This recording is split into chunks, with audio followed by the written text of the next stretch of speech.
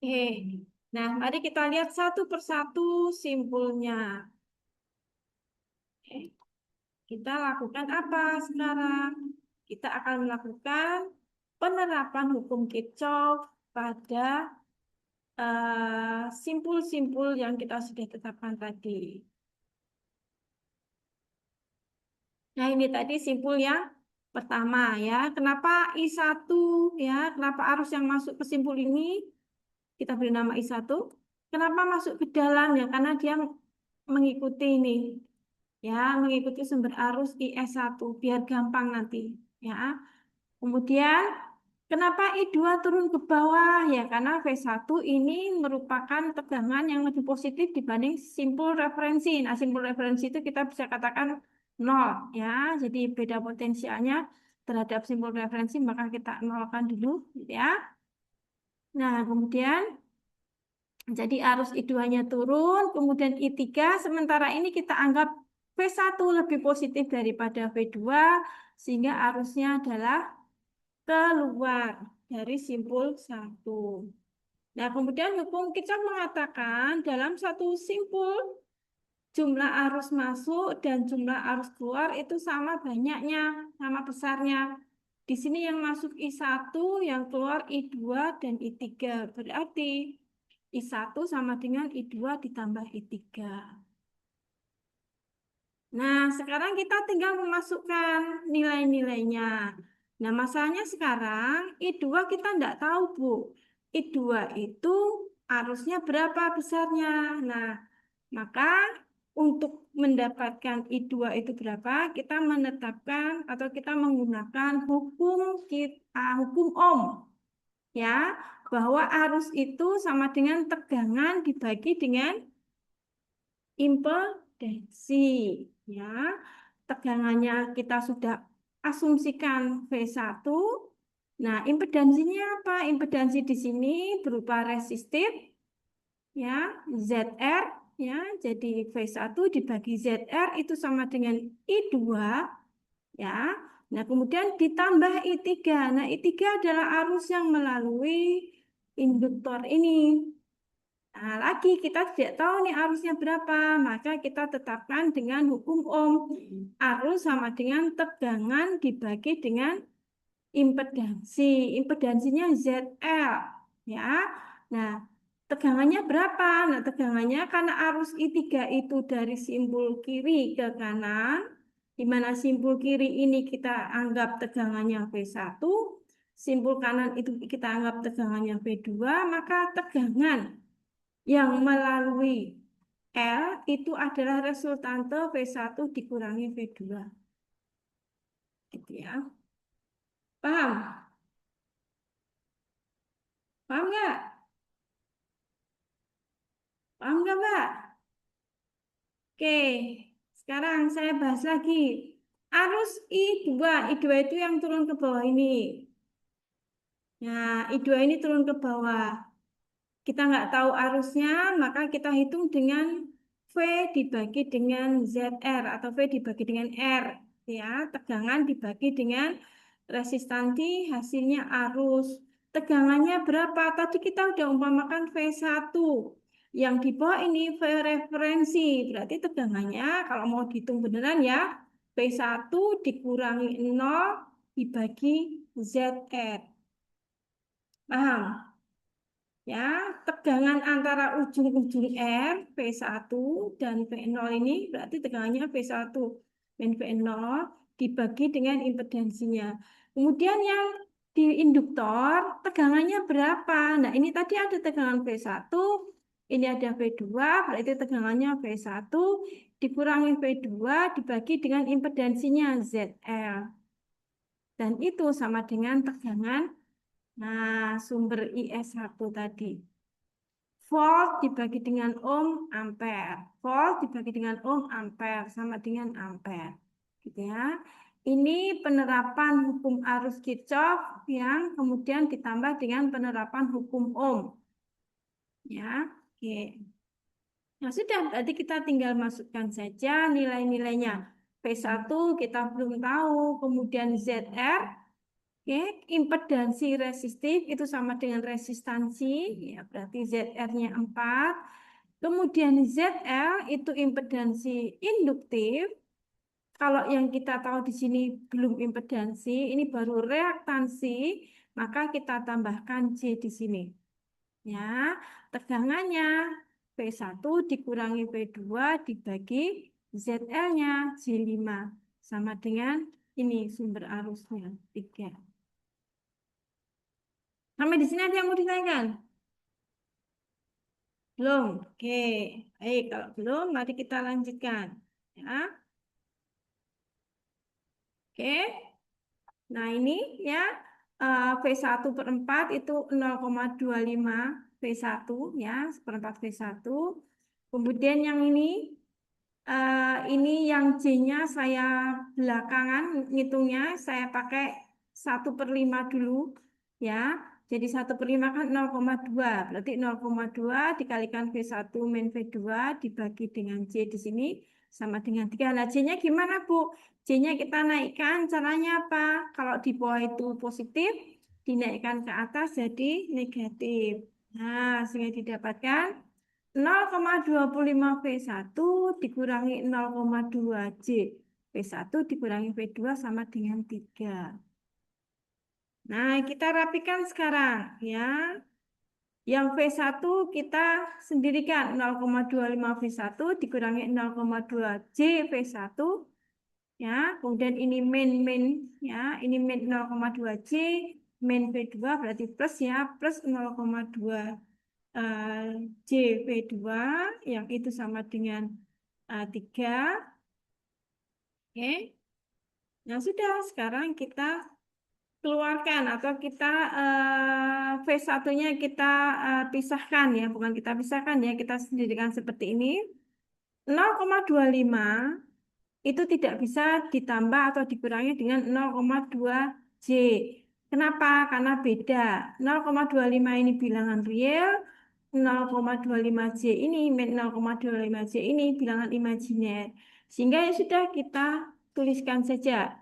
Yang dikalikan dengan V1 adalah 0,25 dikurangi 0,25 J.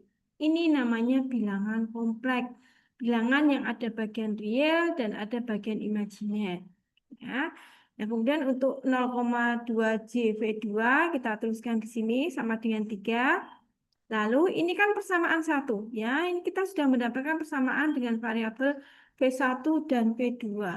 Tetapi ini boleh dikerjakan, boleh tidak. Untuk yang ini ya, ini bilangan-bilangan ini semua saya kalikan dengan 20. Nah, ini sekedar untuk membuat agar tidak ada bilangan desimal 0, ya. Kalau nggak dilakukan boleh nggak Bu? Boleh. Ya, ini dikalikan dengan 20, maka ini menjadi 5 ya.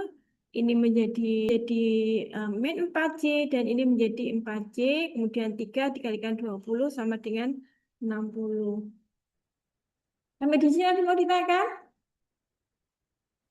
Tidak ada? 0,25 datang dari mana, Bu? Kenapa? 0, Yang angka 0,25. ini Ya, Ini dari V1/4. Ya, jadi 1/4 itu kan 0,25 kan, Mas? Ya, jadi V1/4 itu sama dengan 0,25 V1. oke oke Bu. Makasih Bu. Oke. Ada lagi yang mau ditanyakan? Nah, 0,2 dari mana? Nah, kalau 0,2 itu dari 1/5. Ya, ini kan berarti V1 min V2 dikalikan 1/5. 1/5 itu 0,2. Jadi 0,2 dikalikan V1 min V2. Nah, kemudian J-nya kita tarik ke atas. Kalau di bawahnya itu plus J, di atas jadi min J. Jadi ini jadi min 0,2 J.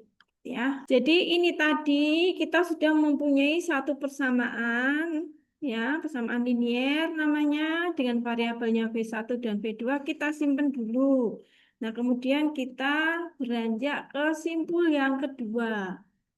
Simpul yang kedua tadi, kita udah asumsikan bahwa tegangannya antara simpul 2 dengan simpul referensi itu V2. Nah, kita terapkan lagi hukum hukum arus Kirchhoff yang mengatakan bahwa dalam satu simpul total arus masuk dan total arus keluar atau total masuk sama dengan nol. Ya, oke. Ini keluar semua ya, maka totalnya I4 tambah I5 tambah I6 sama dengan nol. Sampai di sini ada yang bingung nggak? Nggak ada ya? Nggak ada. Kalau misalkan dikembalikan ke tadi, nah, mungkin sudut pandangnya agak beda di sini, ya. Ini juga itu sebenarnya ya. Jadi total arus itu sama dengan nol. Kalau kita umpamakan bahwa arus yang keluar itu adalah positif, maka total arus sama dengan nol, ya berarti I2 ditambah I3, ya. Nah, arus I1-nya itu tidak keluar, masuk berarti min I1 sama dengan nol. Nah, sehingga didapatkan I2 plus I3 sama dengan I1, totalnya nol, ya. Nah, untuk di simpul yang kedua, karena semuanya keluar, asumsi kita ya, kita mengasumsikan arus seperti itu, maka ya I4 tambah I5 ditambah I6 sama dengan nol. Nah, kita masukkan nilainya. I4. Nah, I4 itu adalah arus yang lewat di induktor, arahnya ke kiri, dari simpul 2 ke simpul 1. Kita tidak tahu arusnya berapa, kita terapkan hukum Ohm, bahwa arus sama dengan tegangan dibagi dengan impedansi. Ini impedansinya induktif. Ya, ini XL-nya 5 ohm, reaktansi induktifnya 5 ohm, berarti impedansi induktifnya sama dengan J5. Ya, ohmnya nggak saya tulis ya, ya tulis J5 ohm. Nah, sehingga ya kita dapatkan bahwa arus I4 itu sama dengan V2 dikurangi V1 dibagi ZL. Bu, kenapa V2-nya dikurangi V1? Kenapa tidak dibalik V1 dikurangi V2? Karena arus kita umpamakan dari simpul 2 ke simpul 1. Jadi ketika mengumpamakan I4 ini, tegangan V2 saat ini kita anggap lebih positif dibanding V1. Ya, sehingga V2 min V1 sama dengan ZL. Nah, kemudian I5. I5 adalah arus yang melewati kapasitor. Ya, kita terapkan juga tegangan dibagi dengan impedansi hukum Ohm.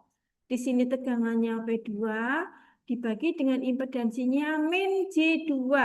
Jadi, kalau di soal itu yang ditunjukkan adalah reaktansi, bukan impedansi, maka untuk impedansi kapasitif itu kita tempeli dengan min J. Gitu ya.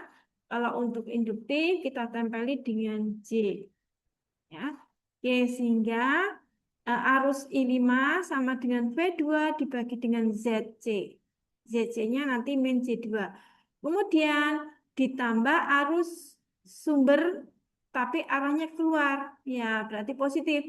Ditambah IS2 sama dengan 0. Nah, ini kita masukkan nilai-nilainya. V2 min V1 dibagi ZL. ZL-nya itu ini ya 5C atau C5 ohm. Biasanya saya kalau melakukan kalkulasi seperti ini, maka satuan-satuan ohm, kemudian ampere itu belum saya masukkan ya. Nanti di hasil akhir baru saya masukkan. Bukan apa-apa karena khawatir ribet ya, nanti banyak sekali simbol-simbol yang ada di sini. V itu nanti volt. Yang J5 ini kan impedansi berarti ohm gitu ya. Nanti ada volt, ada ohm. Kemudian ini ampere, ini volt. Nah, ini nanti ribet ya. Jadi sementara saya tuliskan tanpa satuan. Oke, kemudian V2 per ZC. ZC-nya itu ini ya. Ini XC, ZC-nya berarti XC diberi min J. Ya, sehingga didapatkan V2 min 2J ditambah ini adalah sumber arus yang kedua. Nah, sekarang coba lanjutannya gimana ini? Yang V2 min V1 dibagi J5 itu hasilnya apa? Yuk, yang di rumah juga mencoba nih. Nah, pertama per limanya dulu. 1/5 berapa? 0,2 ya. Berarti ini ya, ini saya kan ngitungnya ya. Jadi 1/5-nya jadi 0,2. Berarti dikalikan V2 min V1. Gitu ya. Nah, J-nya bagaimana? Ini positif, maka kita tarik aja ke atas. Jadi ini min J. Nah, gitu ya. Jadi V2 min V1 dibagi J5 itu akan sama dengan min J 0,2 dikalikan V2 min V1. Sekarang yang V2 min 2J itu jadinya berapa nih? Yang ini jadi berapa nih? 0,5 J. Pintar sekali ya. 0,5 J V2. Jangan lupa V2-nya ya. Nah, jadi 0,5 J V2. Jadi karena 1/2-nya itu menjadi 0,5, kemudian min J-nya jadi plus dibawa ke atas. Ya.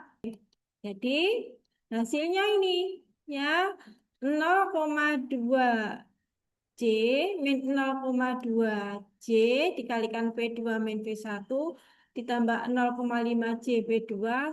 Nah, yang ini kan tidak ada variabelnya ya, tidak ada V1, tidak ada V2, saya pindah ke kanan.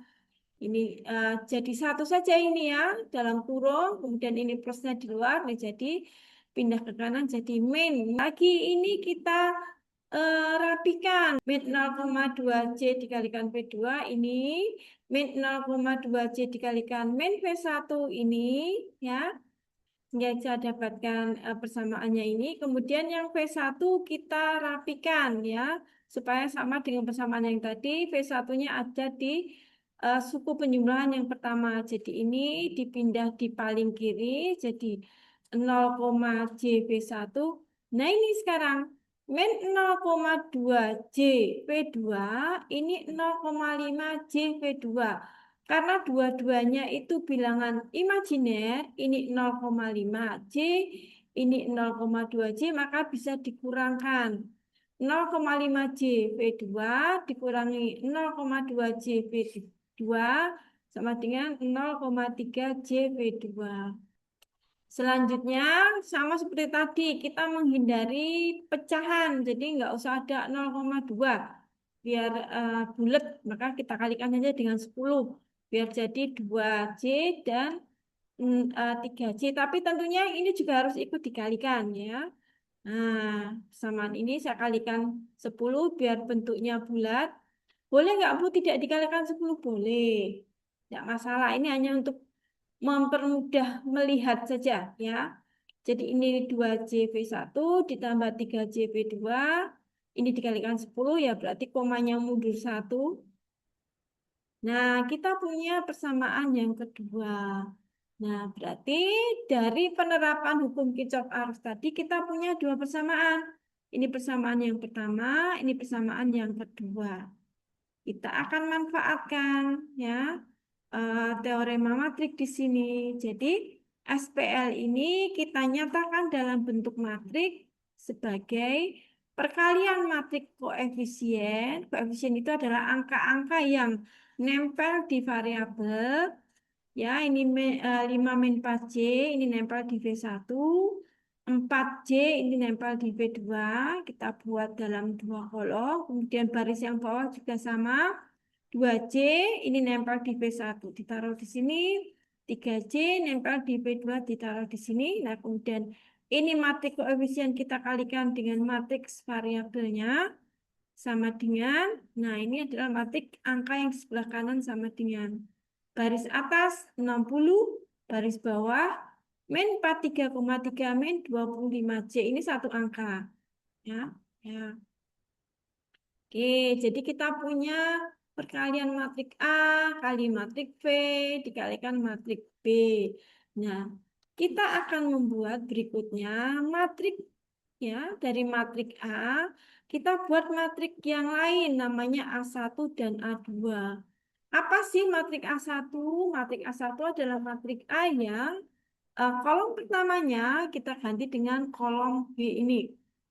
Ya, kemudian A2 itu adalah matrik A yang kolom keduanya yang kita ganti dengan kolom B ini. Nah, kita dapatkan dua matrik tambahan A1 dan A2. Lalu untuk mencari variabel di sini P1 dan P2, kita cari dengan rumus ini. P1 itu determinan dari matrik A1 dibagi dengan determinan matrik A. Kemudian P2 itu determinan matrik A2 dibagi dengan matrik A. Oke, sampai di sini ada yang mau ditanyakan? Nah, sekarang kita tinggal menghitung. Ya, mau menghitung V1. Nah, rumusnya adalah determinan A1 dibagi determinan A. Ini adalah A1, kita cari determinannya. Ini A2, kita cari determinannya. Nah, determinan dari matrik yang ukurannya 2 kali 2 itu kan gampang. Ya, jadi entry matrik diagonal ke kanan kita kalikan, kemudian dikurangi dengan entry matrik ke kiri yang kita kalikan. Nah, kita kalikan dulu yang ke kanan. 60 dikalikan 3J, hasilnya 180J. Nah, kemudian dikurangi ya, dikurangi hasil dari ini 4J gitu ya, dikalikan min 43,3 dikurangi 25J. Nah, perkalian bilangan kompleks, kalau penjumlahan kan hanya kita boleh real dengan real, imajiner dengan imajiner, tidak demikian dengan perkalian. Nah, kalau perkalian nih kita kalikan semua, ya. Oke, jadi ininya di luar ya. Jadi saya hanya mengalikan 4C dan min 43,3 dan sudah ini. 4C saya kalikan dulu dengan min 43,3. Hasilnya adalah min 173,2 J. Ada J-nya. Nah, kalian coba ya pakai kalkulator ya. Siapa tahu saya ngitungnya keliru ya. Kemudian 4J itu juga saya kalikan dengan min 25J. 4 kali 25, 4 kali min 25 itu min 100. Kemudian J kali J, J kuadrat. Nah, didapatkan ini. Min 100J kuadrat. Nah, ingat kalau ada J kuadrat, maka J-nya hilang karena J kuadrat itu sama dengan min 1. Ya, karena J itu akar min 1. Kalau J kuadrat berarti akar min 1 kali akar min 1 hasilnya min 1. Maka yang 100 min 100 J kuadrat ini akan menjadi berapa? 100 positif. Ya, karena min dikalikan dengan min 1 jadi positif. Gitu ya. Nah, sehingga kita dapatkan yang atas itu 180J dikurangi min 173,2J ditambah 100. Ya, hasilnya ini. Ya, min jadi plus. Kemudian ini tadi min, ini tadi udah jadi plus, jadi min 100. Nah, ini yang atas hasilnya adalah 180J ya ditambah 173,2J dikurangi 100. Nah, bilangan-bilangan ini yang bisa dijumlahkan adalah 180J dan 173,2J karena dua-duanya ada J-nya. Ya, berarti ini kita tambahkan didapatkan 353,2J. Yang ini tidak ditambahkan apa-apa karena dia real. Ya, sendirian real. Ya, oke. Itu yang atas. Nah, kemudian yang bawah bagaimana? Ya, sama yang bawah ya. Jadi karena kita menghitung determinan, Maka diagonal ke kanan kita kalikan dulu. Ya, 5 min 4C dikalikan dengan 3C. 5 kali 3C-nya adalah 15C. Jadi ini dikalikan 3C-nya 15C. Kemudian min 4C dikalikan 3C. Dapatkan min 12C kuadrat. Ingat, ini nanti menjadi plus 12. Kenapa? Ya, karena C-nya kuadrat. Jadi min 12 kali min 1 sehingga nanti plus 12. Ya, kemudian untuk diagonal ke kiri 4C dikalikan 2C itu 8C kuadrat. Ya, C kuadrat sekali lagi itu menjadi min 1 sehingga ini jadi min 8. Nah, min 8 jadi plus 8. Kemudian yang ini 15C plus 12. Nah, yang bisa ditambahkan adalah 12 dan 8 hasilnya 20. Nah, ini kita sudah mendapatkan bilangan kompleks yang atas dibagi dengan bilangan kompleks yang bawah. Kemudian, nah bilangan kompleks ini kita ubah dalam bentuk polar ya. Masih ingat mengubah dalam bentuk polar? Nah, jadi min 100 ditambah 353,2C itu diubah dalam bentuk ini, magnitud dengan sudut tertentu. Kalian bawa kalkulator enggak? Nanti ujian harus bawa kalkulator ya. Ya, jadi cara mencarinya mengubah dari rektangular ke polar, ya.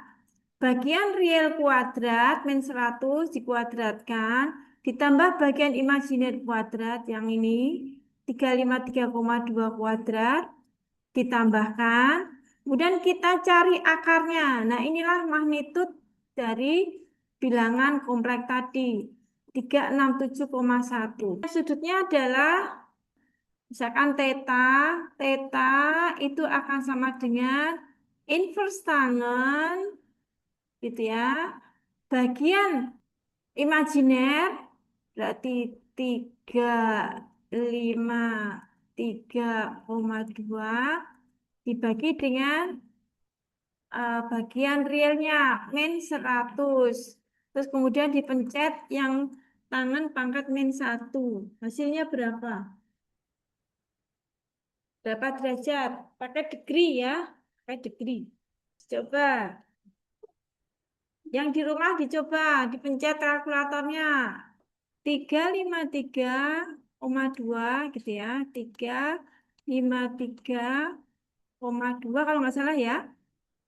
Dibagi min 100. Hasilnya ini. Kemudian kita cari inverse tangannya. Nah ini. Ketemunya ini. Ketemunya adalah min 74,19 derajat.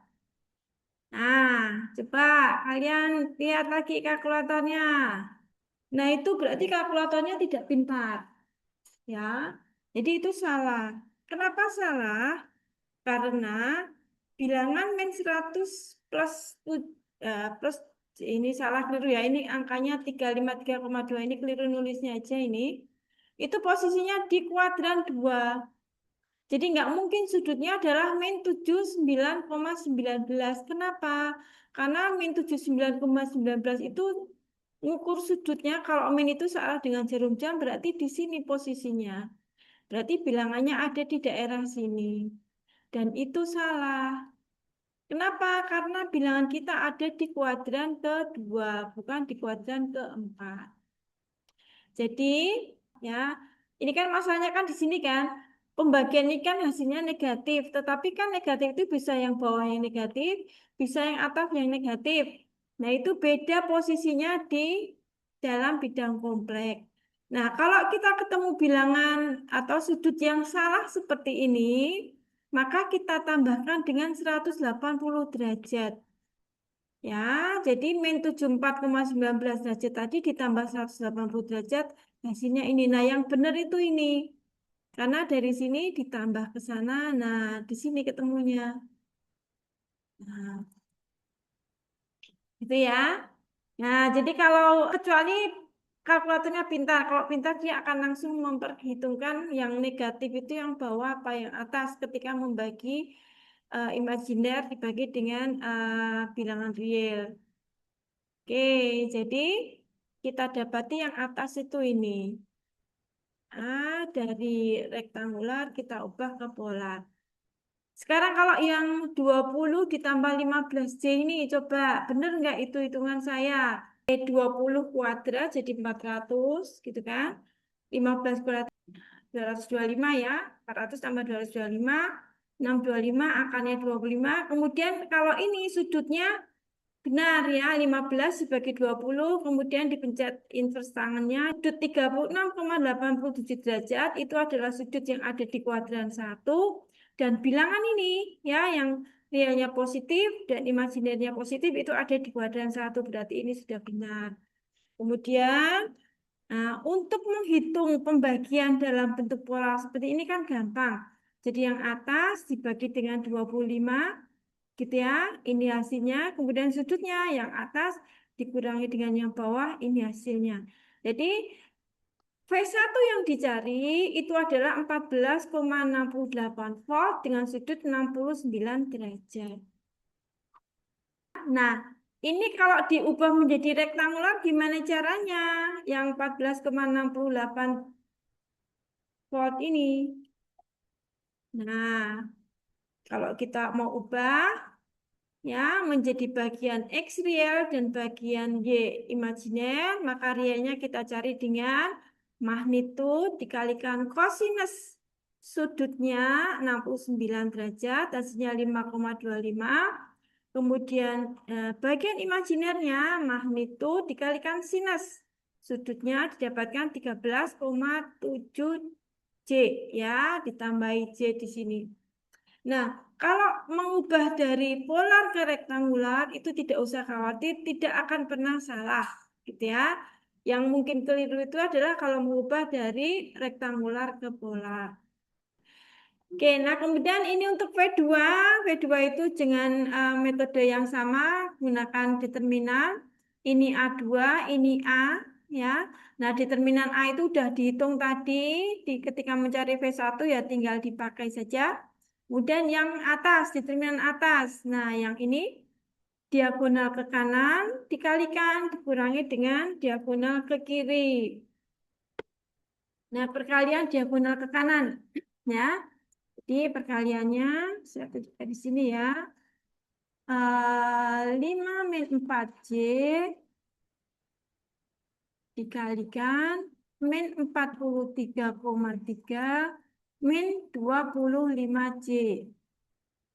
Nah, untuk perkalian bilangan kompleks dalam bentuk rektangular, ya, ini 5 kita kalikan dulu dengan min 43,3.